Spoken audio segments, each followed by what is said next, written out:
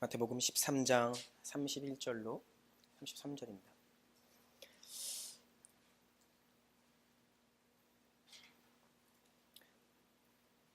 신약성경 22페이지에 있습니다. 31절로 33절 함께 읽습니다. 시작. 또 비유를 들어 이르시되 천국은 마치 사람이 자기 밭에 갖다 심은 겨자씨 하나를 같으니 이는 모든 씨보다 작은 것이로되 자란 후에는 풀보다 커서 나무가 되매 공중의 새들이 와서 그 가지에 깃들이느니라. 또 비유로 말씀하시되 천국은 마치 여자가 가루 서말에 갖다 넣어 전부 부풀게 한 누룩과 같으니라. 아멘.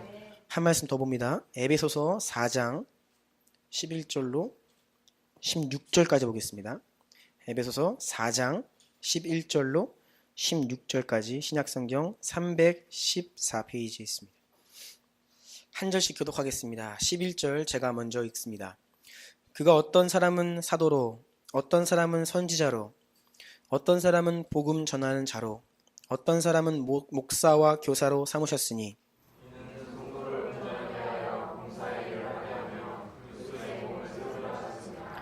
우리가 다 하나님의 아들을 믿는 것과 아는 일에 하나가 되어 온전한 사람을 이루어 그리스도의 장성한 분량이 충만한 데까지 이르리니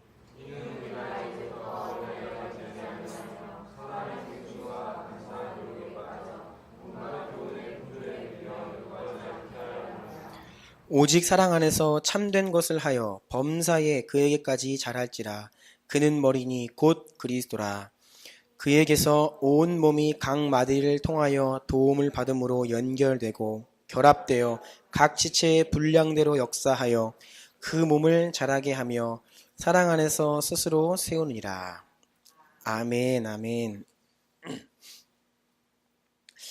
오늘은 함께 말씀을 나누기에 앞서서 잠깐 한 가지 내용 나누고 기도하고 말씀 나누기 원하는데요. 하나님은 이 땅을 바라보시면서 슬퍼하기도 하시고 눈물을 흘리기도 하십니다. 지금 전 세계가 몸살을 앓고 있어요. 특별히 예수님을 믿는 자들에 대한 박해가 우리 생각보다 굉장히 심각하게 벌어지고 있습니다. 주보 삽지에 소개해드린 내용, 여러분 이라크와 시리아에서 지금 벌어지고 있는 이 일들에 대해서 우리 주님께 성도들이 무관심하지 않기를 바랍니다. 함께 여러분 기도하실 때에 꼭 이라크와 시리아를 위해서도 기도해 주십시오. 그 내용은 삽지에 자세히 기록이 되어 있고요. 우리나라도 올해 들어서 큰 사건, 사고, 재난들이 끊이지 않고 매주 정말 끊이지 않고 어떻게 이럴 수가 있나 싶을 정도로 벌어지고 있어요. 지난주에 남부지방의 폭우로 인하여서 큰 재난을 우리가 맞이했습니다. 게다가 지금 전라남도 해남 지역에서 정체모를 메뚜기떼 수십억 마리가 나타난 거 아십니까? 그래서 추수를 앞둔 농작물들을 다 갉아먹고 초토화시키고 있습니다. 그래서 우리나라가 그런 상황 가운데 있어요. 제가 성경을 찾아보았습니다. 성경에 보면요, 하나님께서 이스라엘 백성들에게 하나님의 백성들이 하나님께 불순종하고 하나님을 떠나면 하나님께서 메뚜기떼를 보내셔서 농작물들을 먹어 소출이 적을 것이라고 경고를 하셨습니다. 그리고 애굽 왕 바로를 향하여서 하나님께서 심판하실 때에 바로 8번째 재앙이 메뚜기떼 재앙이었죠.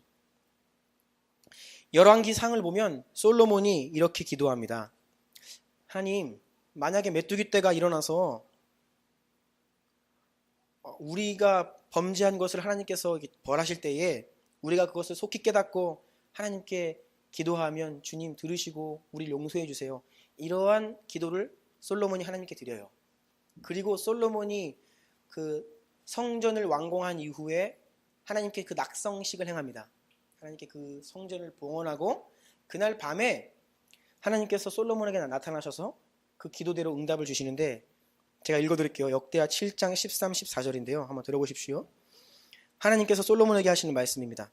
혹 내가 하늘을 닫고 비를 내리지 아니하거나 혹 메뚜기들에게 토산을 먹게 하거나 혹 전염병이 내 백성 가운데 유행하게 할 때에 내 이름으로 일컫는 내 백성이 그들의 악한 길에서 떠나 스스로 낮추고 기도하여 내 얼굴을 찾으면 내가 하늘에서 듣고 그들의 죄를 사하고 그들의 땅을 고칠지라. 하나님께서 이렇게 말씀하셨습니다.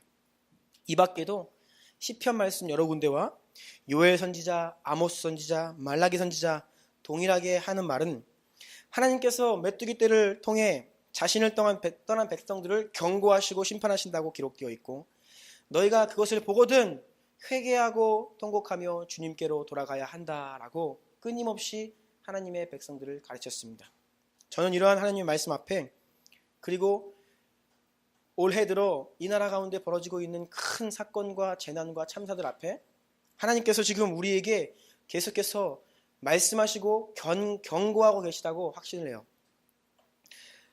우리가 더더욱 깨어서 이 시대를 분별하고 하나님의 그 음성 앞에 엎드리지 않으면 우리가 맞이해야 될 앞으로의 미래가 어떠할지 아무도 알지 못합니다. 그래서 오늘은 우리가 좀 각별히 말씀을 나누기 이전에 나라와 민족을 위해서 기도하는 시간을 가졌으면 좋겠습니다. 여러분, 나라 민족을 위해 이 시간 기도하는데 특별히 대통령을 위해서 기도해 주십시오. 박근혜 대통령과 청와대 참모진들을 위해 기도해 주십시오. 하나님을 두려워하는 마음으로, 이 나라의 권세를 하나님께서 그들에게 맡겨주셨는데 정말로 두렵고 떨리는 마음으로, 국민을 두려워하는 마음으로 나라를 잘 통치하게 하여 주십시오 라고 대통령을 위해, 지도자를 위해 기도하였으면 좋겠습니다. 그리고 정치인들과 국회의원들을 위해 기도합시다. 그들이 자신들의 당리당략과 이익을 위해 부정부패하지 아니하고 나라를 위해 섬기는 깨끗한 종들 되게 해달라고 기도하시고요. 그리고 한국 교회를 위해 기도해 주십시오. 한국 교회가 너무나 물들어 있고 우리가 자정 능력을 상실해 있습니다. 하나님, 한국 교회 불쌍히 여기시고 다시 한번 우리에게 성령, 회개, 대각성을 허락하여 주셔서 우리가 정결함으로 거룩함으로 깨어나게 하여 주십시오. 그래서 대한민국 이 나라가 다시 한번 하나님 앞에 온전한 나라로 설 수 있도록 주님 긍휼과 자비를 베풀어 주십시오. 나라와 민족을 위해서 우리 다 같이 한번 기도하고 나아가도록 하겠습니다. 기도하십니다. 네, 하나님께서 이 땅을 바라보시면서 아파하고 눈물을 흘리시다 하더라도 그래도 하나님은 기대하십니다. 여러분들에게 이 자리에 하나님의 얼굴을 구하고 아버지 앞에 나와서 그 임재와 영광을 갈망하며 주께 기도하고 회개하고 돌이키는 여러분 한 사람 한 사람을 주님께서는 기뻐하시고 또 우리를 통하여서 선한 일을 하기를 원하십니다. 우리 양옆에 있는 분들 보면서 이렇게 인사했으면 좋겠습니다. 당신이 하나님의 기쁨 되기 원합니다. 당신이 하나님의, 반대편에 있는 분들과도 인사하겠습니다. 당신이 하나님의 기쁨 되기 원합니다. 네. 우리 모두가 다 하나님의 기쁨이 되기를 간절히 원합니다. 지난주 말씀 잠시 기억하고 나아가기 원합니다. 지난주에 예수님의 세계 비전이 셀 공동체의 비전이다 라는 제목으로 말씀을 나누었습니다. 예수님은 나를 구원하시기 위해 이 땅에 오신 것 맞지만 우리 개개인을 넘어서서 우리 주님은 전 세계의 비전이 있으시다. 원대한 비전을 가지고 계시다 했습니다. 그것은 모든 나라, 종족, 언어가 하나님 앞으로 돌아오는 거예요. 때문에 예수 그리스도의 이 복음은 누군가에게 전해지면 그 속성상 그 본질 자체가 계속해서 다른 사람에게 전해지고 흘러가고 퍼져 나아가야만 한다라는 것을 우리가 살펴보았습니다. 그런데 주님께서 이러한 원대한 비전을 품고 계신데 예수님이 평생 하신 일이라고는 12명, 고작 12명의 신실한 제자를 남기신 일이었어요.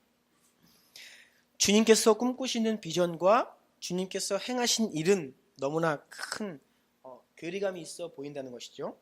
하지만 이것을 우습게 여기면 안 된다고 했습니다. 왜냐하면 그것이 주님의 방법이기 때문이에요. 모든 그리스도인들은 누군가 다른 한 영혼에게 복음을 전하고 그들을 변화시키는 것, 이게 매우 사소해 보이고 너무 작은 것처럼 보이지만 하나님은 우리의 이러한 방법을 통해 예수님의 세계 비전을 이루어 가신다는 겁니다. 그래서 내가 오늘도 예수님을 누군가에게 전할 때에 그것이 모든 성도들이 모여서 그것이 큰 열매를 이룬다는 거예요. 마찬가지로 어떠한 큰 교회가 선교의 일을 감당하는 게 아닙니다. 아무리 한 교회가 많은 일을 한다고 해도 전 세계에 있는 2만 4천 종족을 놓고 볼 때에는 조그만 일이에요. 그래서 이 땅에 있는 모든 지상의 교회가 한 종족을 품고 그들을 위해 기도하고 그들에게 선교사를 보내고 전심전력 다하며 선교의 일을 감당할 때에 그 교회들이 모이면 주님의 세계 비전이 이루어져 나아간다라는 것을 살펴보았죠. 네, 오늘 말씀 제목 다 같이 한번 읽어볼까요? 시작. 여러분 정신을 집중하시고 귀 기울이셔야 됩니다. 다시 한번 시작. 네, 본론으로 바로 들어가도록 하겠습니다. 여러분 성령의 능력과 임재를 사모하시는 분은 아멘 하시겠습니다. 정말이세요? 성령의 능력과 성령의 그 권능과 임재를 사모하시는 분들 오늘 꼭 말씀 앞에 귀 기울이시기 바랍니다. 성령님은 우리가 사명 감당할 수 있도록 역사하시는 분이십니다. 첫 번째, 예수님은 땅끝까지 복음을 전하는 자와 세상의 마지막 날까지 함께 하신다고 약속하셨습니다. 마태복음 28장 19, 20절 함께 읽습니다. 시작. 그러므로 너희는 가서 모든 민족을 제자로 삼아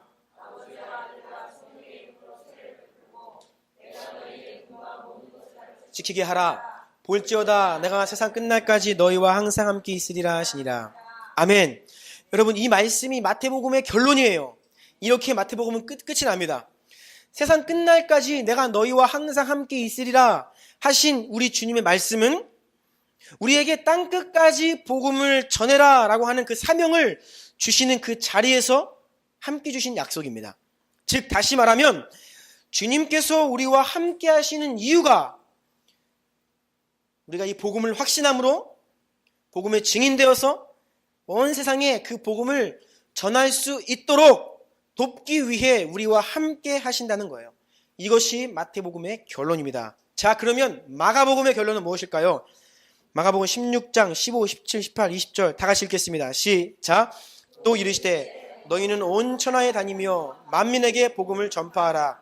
믿는 자들에게는 이런 표적이 따르리니 곧 그들이 내 이름으로 귀신을 쫓아내며 새 방언을 말하며 뱀을 집어올리며 무슨 독을 마실지라도 해를 받지 아니하며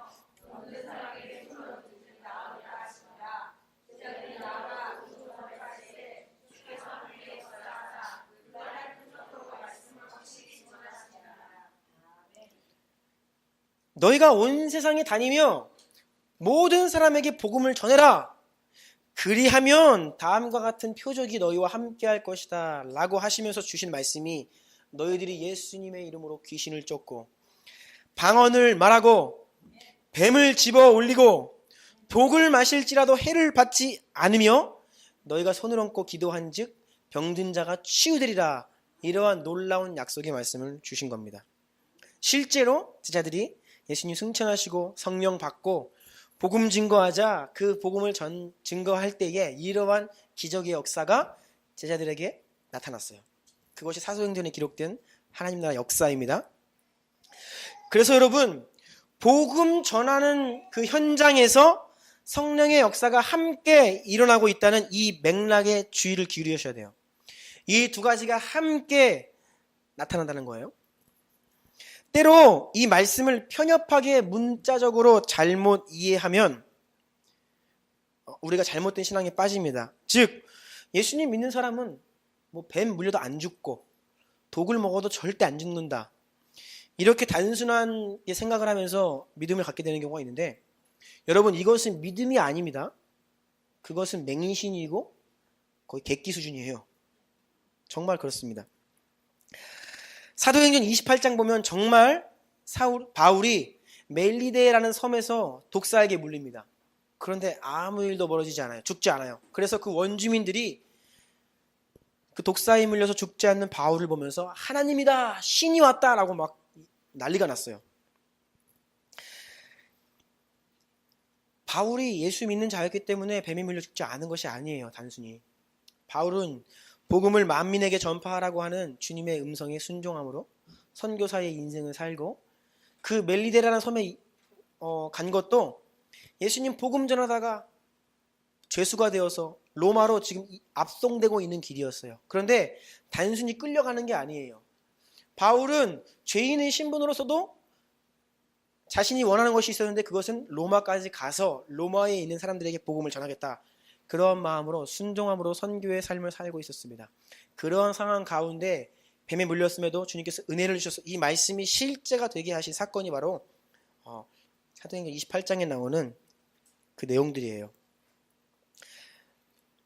이 말씀을 잘못 이해하는 사례가 종종 있습니다. 실제로 과거에 하나님께서 자기 자신을 보호하신다고 하면서 하나님을 시험한 경우가 있습니다. 맹수 우리에 막 뛰어드는 거예요. 여러분, 그러면 어떤 일이 발생할 것 같아요?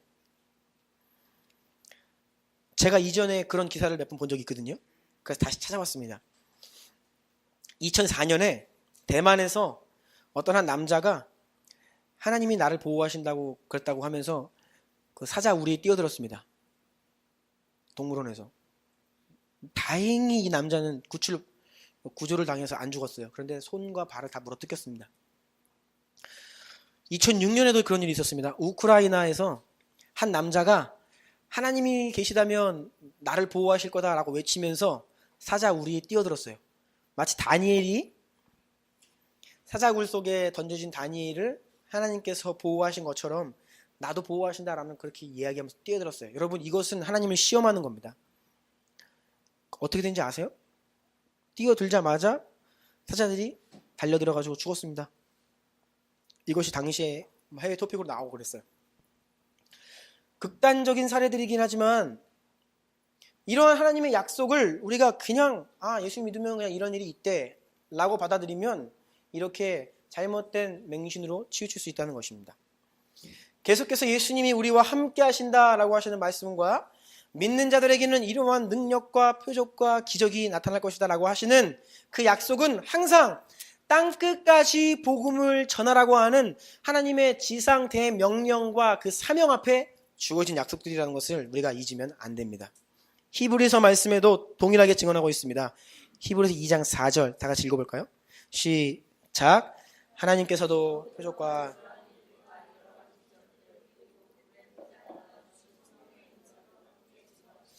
예수 그리스도의 이름이 증거되는 현장에 성령의 능력, 즉 표적과 놀라운 일들과 기적들과 은사들이 함께 부어지면서 예수님을 증거하는 사람의 그 증거를 이러한 성령의 역사가 함께 도우셔서 증거할 수 있게 하셨다, 그 말이에요.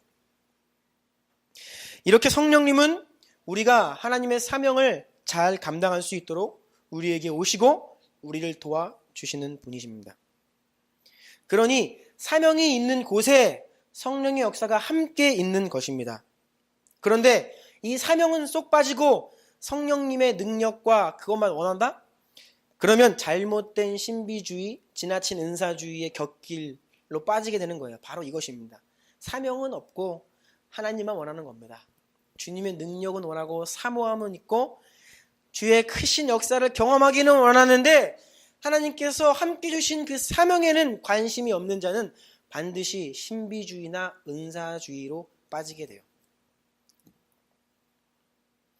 성령님은 우리가 하나님의 사명에, 우리에게 주신 그 사명에 순종할 때에, 그 사명의 길을 갈 때에 우리를 도와 역사하시는 분이심을 여러분 꼭 기억하시기를 바랍니다. 그렇다면 주님께서 우리 공동체에 주신, 우리 여러분 한 사람 한 사람에게 주신 사명이 무엇일까요? 오늘은 두 가지를 살펴보기 원합니다. 이 두 가지가 사실은 하나인데요. 한 가지 한 가지 살펴보기를 원합니다. 우리 셀 공동체의 사명 첫 번째입니다. 다 같이 읽겠습니다. 시작. 모든 성도가 그리스도의 군사가 되는 것이다. 서로 세워주는 것을 말하지요. 에베소서 4장 11절로 13절 오늘 본문 말씀 다시 한번 읽겠습니다. 시작. 그가 어떤 사람은 사도로, 어떤 사람은 선지자로, 어떤 사람은 복음 전하는 자로, 어떤 사람은 목사와 교사로 삼으셨으니 이는 성도를 온전하게 하여 봉사의 일을 하게 하며 그리스도의 몸을 세우려 하십니다. 우리가 다 하나님을 믿는 것과 아는 일에 하나가 되어 온전한 사람을 이루어 그리스도의 장성한 분량이 충만한 데까지 이르리니. 먼저 13절을 주목하기 원합니다. 우리가 모두 그런 뜻이에요. 그리고 끝에 보면 그리스도의 장성한 분량이 충만한 데까지 이르리니. 즉 이 말은 하나님은 저와 여러분 우리 모두가 예외 없이 한 사람도 빠짐없이 끊임없이 영적으로 성장해서 그리스도께서 충만하신 그 정도까지 자라가는 것을 원하신다는 거예요. 그래서 이어지는 15절 보니까 오직 사랑 안에서 참된 것을 하여 범사에 그에게까지 자랄지라. 그는 머리니 곧 그리스도라. 범사에 그랬습니다. 여러분, 우리 가운데 있는 모든 영역, 우리의 모든 영역이, 삶의 모든 영역이 예수님 수준으로 자라가는 것을 하나님이 원하신다는 거예요. 그러니까 여러분, 우리를 향한, 나를 향한 하나님의 기대는 실로 대단한 수준입니다. 우리가 무슨 일을 할 때 기대치가 있죠? 바라는 게 있습니다. 우리 부모님들 자녀들에게 바라는 기대치가 있죠? 없습니까? 있습니다. 우리 싱글 자매들 바라는 기대치가 있습니다. 남성, 나의 배우자, 그치요? 우리는 모든 일 앞에 기대치가 있어요. 그래서 그 기대치가 충족이 되면 만족을 해요. 하지만 충족이 안 되면 불만족합니다. 그것을 원해요. 그런데 하나님 아버지께서 저와 여러분 우리 모두를 향한 이 기대치가 있는데 그 기대치가 누구라고요? 예수님 수준. 그러니까 우리 하나님은 결코 우리의 모습에 만족하지 않으십니다. 어느 누구에게도 그래 고생 많았다. 이제 그만하면 됐다. 그래 그만해. 라는 말씀을 안 하신다는 거예요. 물론 주님은 우리를 기뻐하십니다. 하나님을 찾고 구하고 자라가는 우리를 너무나 즐거워하시고 기뻐하세요. 그런데 동시에 끊임없이 원하십니다. 더욱 힘을 내어라. 더욱 열심을 내라. 더더욱 성장하여라. 계속해서 바라시고 우리를 응원하시고 그런 힘을 주시는 하나님이심을 믿으시기 바랍니다. 하나님의 기대치는, 우리를 향한 기대치는 예수 그리스도 수준이다라는 것을 알았으면 좋겠어요. 그래서 바로 이러한 우리의 영적인 성장을 위해 하나님께서 이 교회 공동체에 지도자들, 리더십을 허락해 주시는 거예요. 11절 다시 보시면 그가 어떤 사람은 사도로, 어떤 사람은 선지자로, 복음 전하는 자로, 목사와 교사로 세우시는데 그 이유가 12절 보니까 이는 성도를 온전하게 하기 위함이다 라고 나와 있어요. 여러분, 온전하게 하다 이 말에 주목하기 원합니다. 영어로 보면 the equipping 이라고 나와 있어요. equip. 무슨 뜻인지 아세요? equip. 이게 전쟁 용어입니다. 사실 전쟁에 나아가는 군사를 무장시킨다, 완전 무장시킨다, 이게 equip이란 뜻이에요. 온전하게 한다 이 뜻입니다.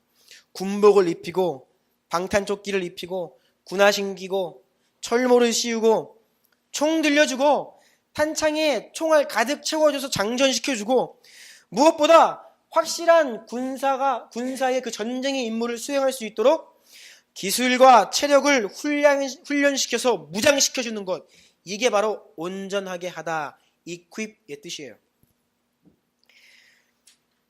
하나님께서 이 교회 가운데 지도자를 세워주시는 이유도 모든 성도들의 영적인 무장, 완전 무장을 위해서 허락하시는 거예요. 이 지도자들을. 그래서 우리 교회도 교육자가 있고 셀마다 목자들이 있는 겁니다. 주님께서 이러한 목적을 위해서 교회에 리더십을 세워주신다는 것을 여러분 꼭 기억하십시오. 뿐만이 아니죠. 고린도전서 12장 7절 같이 읽겠습니다. 시작. 각 사람에게 성령을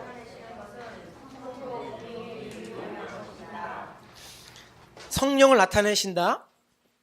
성령의 은사를 부어주시고 성령의 역사를 주시는 이유는 성도들 모두가 서로 그 능력과 은사를 가지고 서로의 믿음을 세워주고 서로가 영적인 유익을 주고받고 그러면서 함께 성장해 나아가라 라는 뜻에서 주님께서 우리에게 성령 은사를 부어주신다는 말이에요.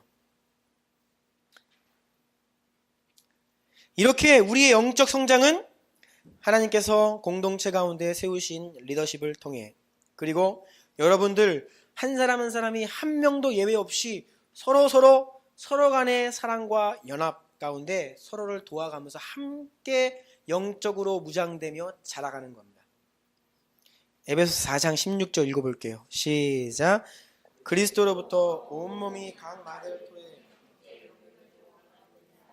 각 지체가 맡은 분량대로 기능하는 가운데 그 몸을 자라게 하며 사랑 가운데 스스로를 세워갑니다. 온몸이 각 마들 토에 서로 연결되어서 각기 자신의 분량대로 기능을 하면 그 몸을 모두가 함께 자라간다, 성장한다, 그 뜻이에요.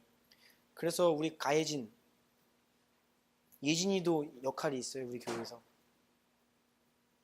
소담이도 역할이 있어요. 혁수야, 오랜만인데 혁수도 우리 주나임 공동체의 한 몸이기 때문에 역할이 있어. 혁수가 그 역할을 안 하면 다른 사람들이 잘 성장을 못해요.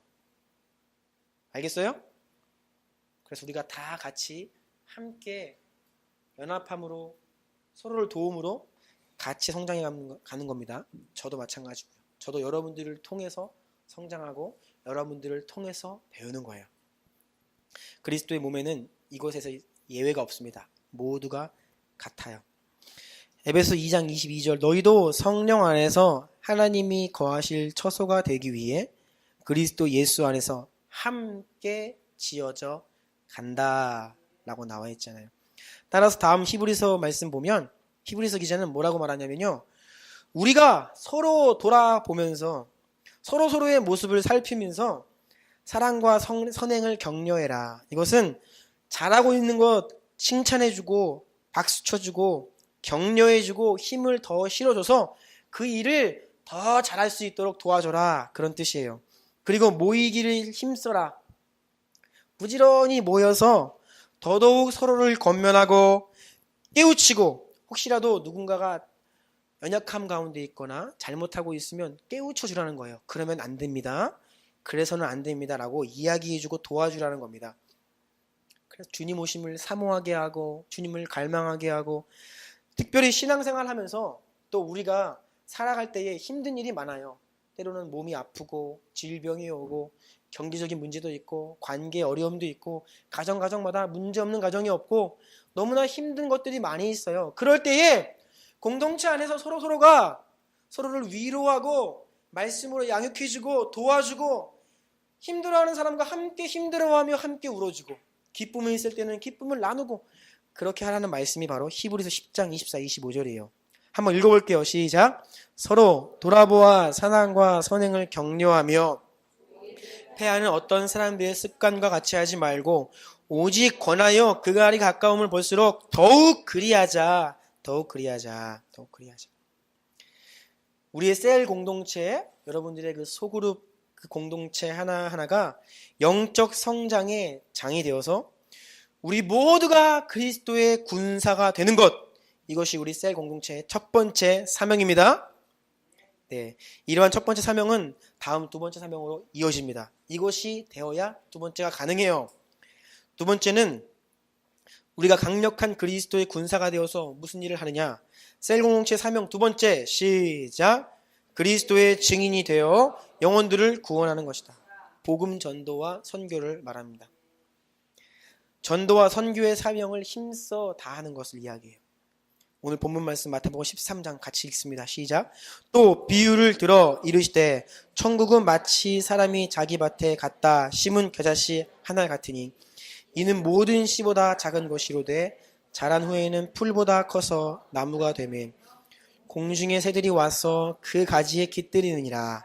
또 비유로 말씀하시되 천국은 마치 여자가 가루 서말 속에 갖다 넣어 전부 부풀게 한 누룩과 같으니라. 이 말씀의 뜻은 우리가 지난주에 함께 나누었듯이 천국 복음이 계속해서 흘러가고 전해진다. 그러면서 하나님 나라가 확장된다라고 이야기했죠. 이게 바로 예수님께서 세계 비전을 이루시는 방법인데, 여러분 겨자씨 보신 적 있으세요? 겨자씨. 전 본 적이 있어요. 겨자씨가요 얼마나 조그만하냐면 손으로 잡기가 힘들어요. 그래서 만약에 겨자씨를 잡으려면 테이프로 이렇게 붙여서 이렇게, 그만큼 정말 먼지 같아요. 가장 작은 씨앗입니다. 그런데 이 겨자씨가 심기어서 자라면요, 새들이 와서 깃들이는 곳, 쉴 수도 있고 둥지도 틀 수 있는 나무로 자라간다는 거예요. 그러니까 굉장히 미약해 보이지만 이게 커간다는 거죠.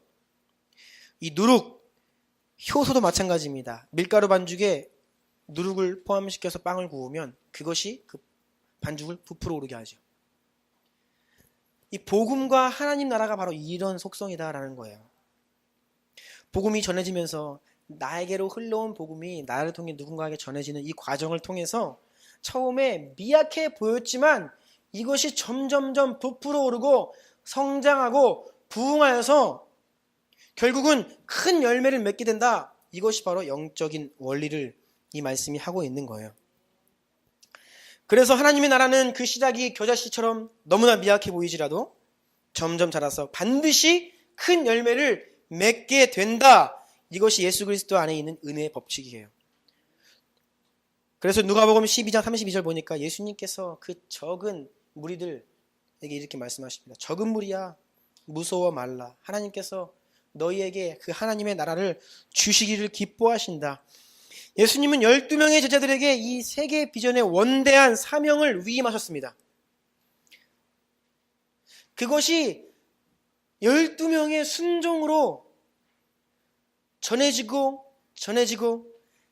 이웃나라로 저 멀리 바다 건너로 전해지고 결국은 우리나라까지 온 거예요.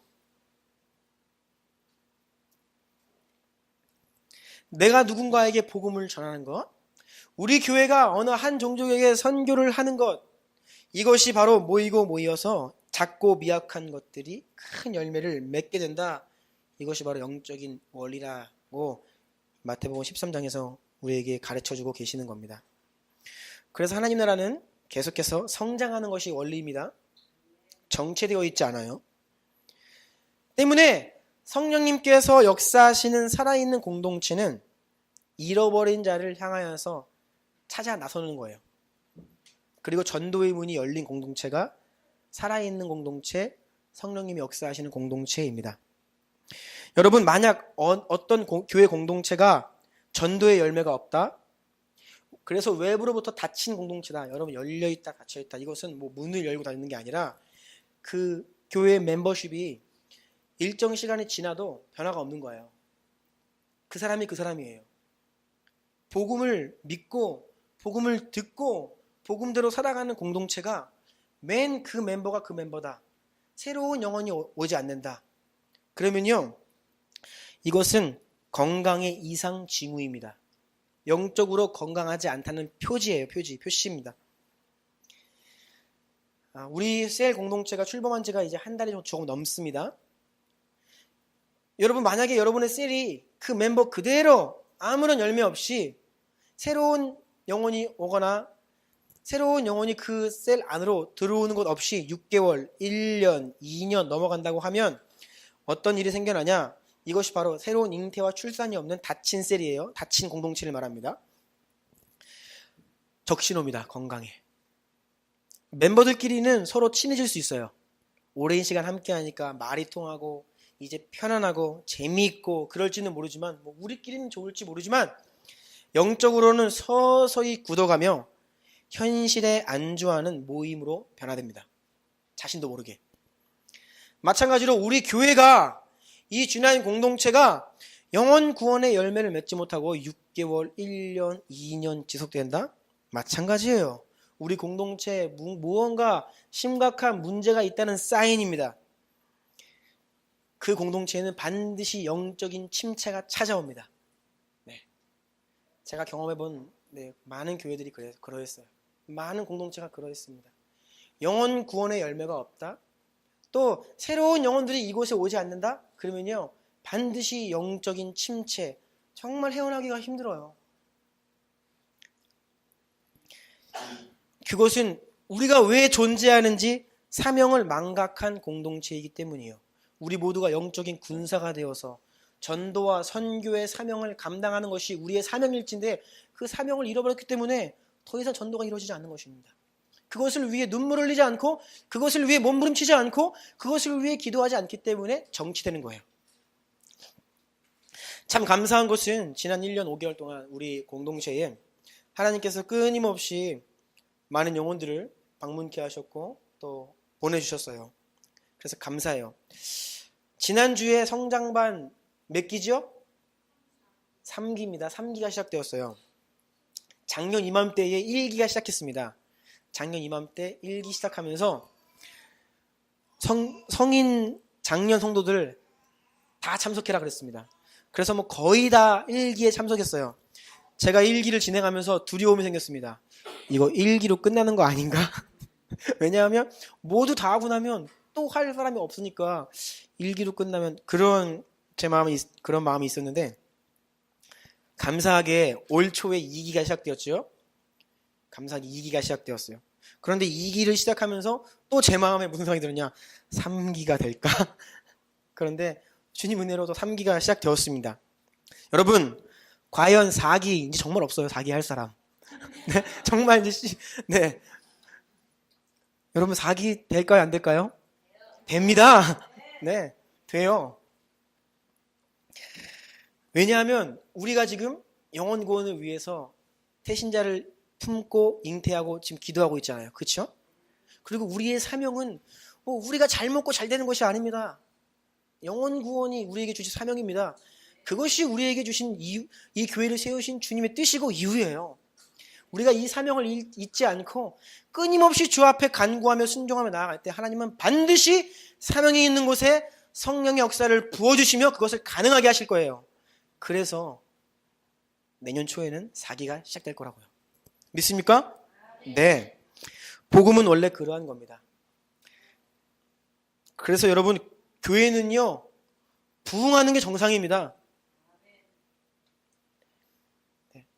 이 대형 교회를 비판하는 것, 그런 비판들이 많이 있어요.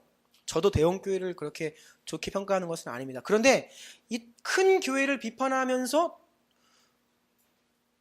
동시에 그러면 작은 게 좋은 거냐? 그러면 맨날 그냥 우리끼리 하는 게 좋은 거냐? 그것도 아니에요, 여러분. 교회는요, 계속해서 부흥하고 계속해서 영혼 구원의 일이 일어나야 됩니다. 그런데 이 공동체의 규모가 어느 정도가 적당한 규모냐, 그런 것은 고민을 해야 되지만 우리가 계속해서 이렇게 작은 채로 머물러 있는 것도 문제가 있는 겁니다. 왜냐하면 복음은 생명이에요. 씨앗입니다. 심기워지면 자라가는 겁니다. 당연한 것이에요. 그래서 우리 주님교회도 살아있다고 한다면 우리 가운데 주님께서 정말로 역사하신다면 이 교회는 끊임없이 부흥하고 성장하고 발전하는 것입니다. 저도 그래서 그것을 위해서 계속 기도하고 있어요. 주님, 우리 교회가 끊임없이 부흥하는 교회가 되게 해주십시오. 영혼 구원의 일을 이루는 교회가 되게 해주십시오. 정말 우리가 선교와 이 전도의 사명을 감당할 수 있는 공동체가 되게 해주십시오. 기도하고 있어요. 이 사명을 잃지 않으면 주님께서 우리 가운데 역사하실 것입니다. 네. 왜냐하면 성령님이 하시는 일이 그 사명 감당할 수 있도록 도와주시는 분이시기 때문이에요. 사도행전 1장 8절 읽겠습니다. 시작. 오직 성령이 너희에게 임하시면 너희가 권능을 받고 예루살렘과 온 유대와 사마리아와 땅끝까지 이르러 내 증인이 되리라 하시니라. 아멘. 여러분, 우리 자신의 모습을 보면 능력 없습니다. 초라합니다. 너무나 연약해요. 제가 그래요. 제 모습 보면요, 너무나 초라합니다. 제가 혈기왕성한 교만하게 짝이 없던 이 청년 시절에는요, 얼마나 교만했는지 몰라요. 제가 앞으로 사역자가 되면 그냥 막 부흥할 줄 알았습니다. 제가 말씀을 증거하면 사람들이 막 회개하고 막 그럴 줄 알았어요. 그런데 제가 사역자가 돼 보니까요, 아니에요. 지식과 입술은 한 영혼도 변화시킬 수 없다는 것을 제가 철저히 깨달았습니다. 나는 정말 무능하다. 여러분, 정말 무능해요. 제가 우리 교회 부흥할 것입니다. 우리 성장반 4기 할 것입니다. 이거 왜 이렇게 자신 있게 말씀드리는지 아세요? 제가 능력 있어서 말씀드리는 게 아니에요. 우리 주님이 능력 있으신 분이기 때문에 말씀드리는 겁니다.